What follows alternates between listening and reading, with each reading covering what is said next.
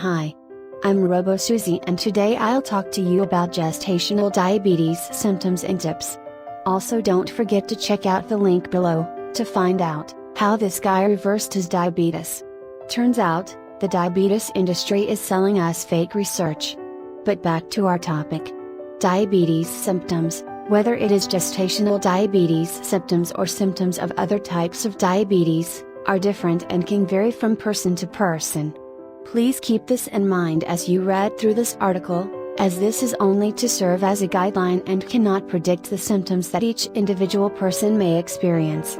Symptoms of diabetes come in different forms and degrees.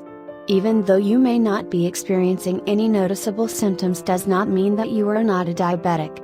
Sometimes it takes weeks or even months for symptoms to become prevalent to where you will notice them.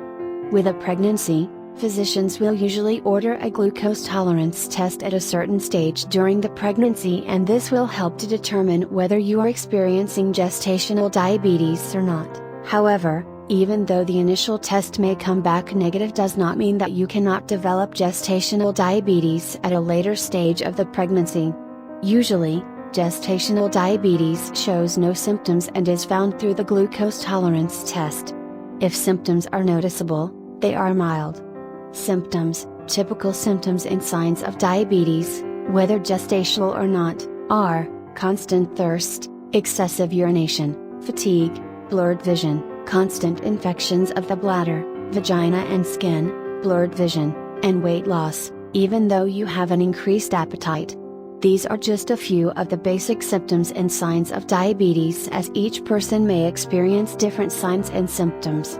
Weight loss happens when the body does not receive sugar, energy, through food consumption, usually resulting in hyperglycemia, and then the body begins to burn stored sugar, fat, for energy. When this happens, your blood sugar levels are usually high and in some cases, extremely high, and needs attention as soon as possible before the onset on ketoacidosis and possible diabetic coma.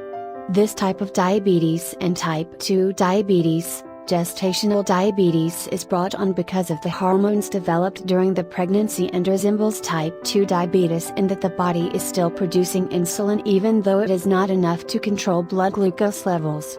Sometimes you can control gestational diabetes through watching your diet alone, however, some may have to take medication and possibly even insulin through the pregnancy.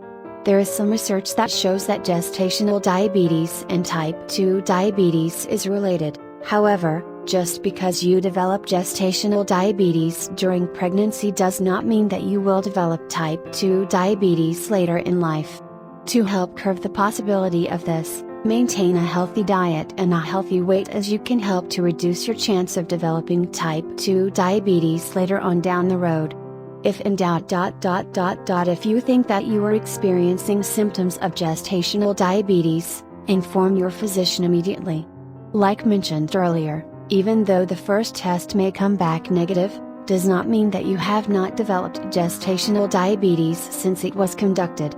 Physicians usually wait to conduct the glucose tolerance test at around 28 weeks of pregnancy. If you feel at any time during your pregnancy like you are experiencing symptoms of diabetes, your physician may want to either conduct an early test or a later test.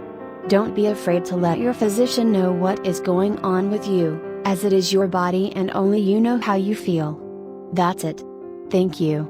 Please subscribe, comment and like this video if it was helpful. See you soon.